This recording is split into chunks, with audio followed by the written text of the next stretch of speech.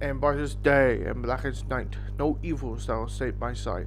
Of those who work for evil's might, beware my power, Green Lantern's light. And of course, this is me. The reason I'm talking about the Green Lantern oath right now is because we officially got our Hal Jordan, which is an interesting concept for the last couple of weeks. Because it got offered, news came out that they offered the role to Josh Brolin, who turned it down. And the moment we heard the name of Josh Brolin, Hal Jordan, we all went, I assume this is going to be a very different Hal Jordan that they're looking for. Now, sure, he turned it down, but it made us all go, okay, clearly they're looking for a more swathily Hal Jordan. A Hal Jordan who's seen some stuff.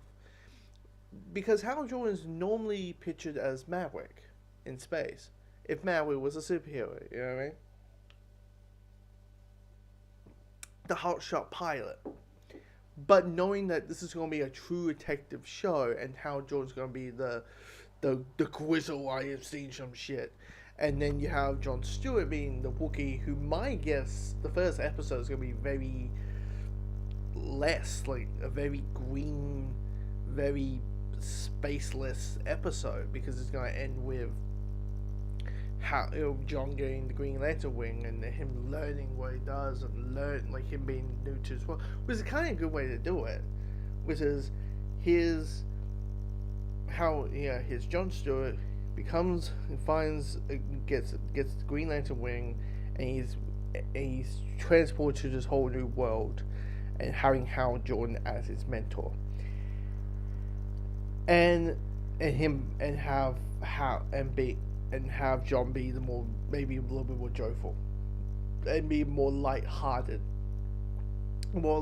character. And I'm like, okay, cool. This is how you go. I mean, I'm always a big fan of just tell your story.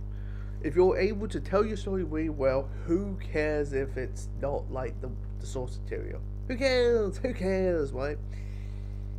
But the curious obviously is, who is now going to play Hal? Who's going to play Hal? And now we do. And it's Kyle Chandler. And Kyle Chandler, who is very popular on Friday Night Lights, is kind of like the main thing he's known for. And my opinion is, I haven't seen much of this guy's work to give my opinion on. If I think he's going to pull a good job as Hal.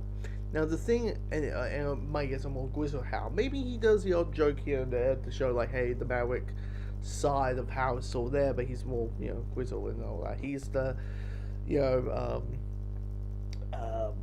it's Kay. He's Harry Hart from Kingsman. He's the not Wiggs.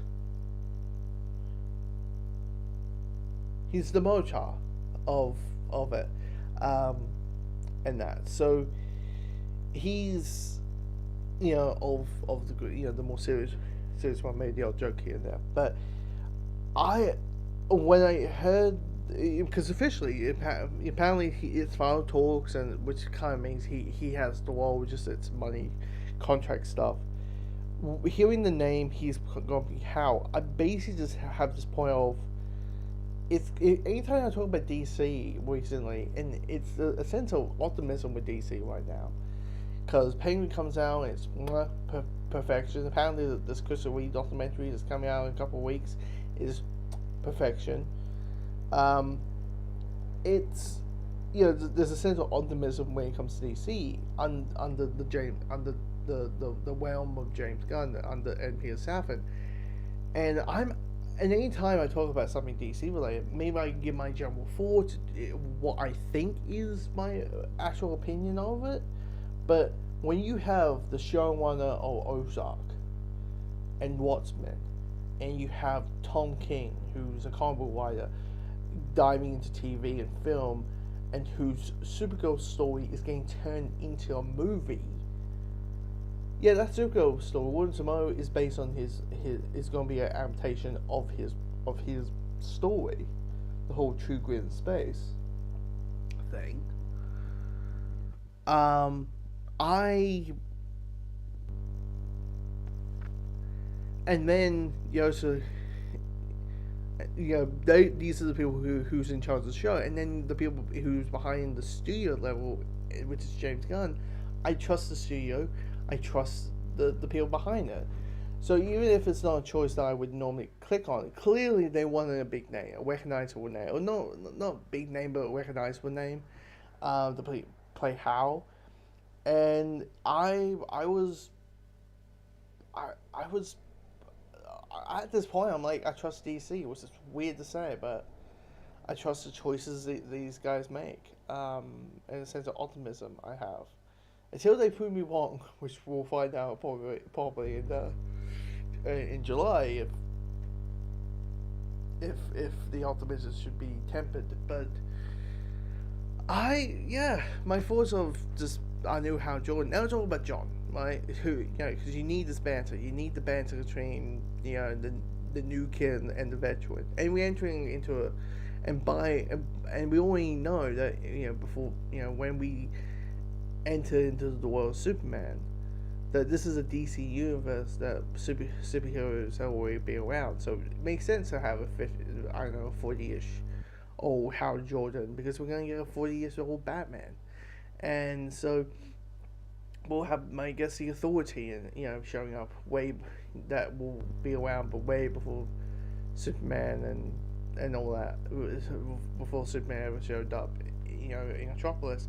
So there's a sense optimism.